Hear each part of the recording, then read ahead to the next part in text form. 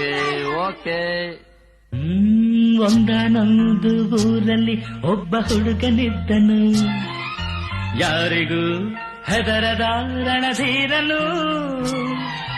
ರಾವಣನಂಥವನೊಬ್ಬ ಅವನ ಸಾಕುತ್ತಿದ್ದನು, ಕಾರಣ ಹುಡುಗನು ಅನಾಥನು. ಭೀಷ್ಮ ಅರ್ಜುನರೆಲ್ಲ ಹುಡುಗಿಯರ ಕದರಲ್ಲ, ಹಾಗೇನೆ ಈ ಹುಡುಗ ಮಾಡಲೆಂದು ಹೋದಾಗ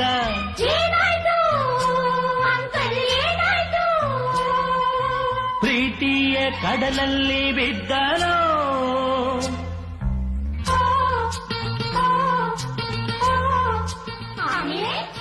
ಲಾಲ ಲಾಲ ಕಲನ ನಾನನ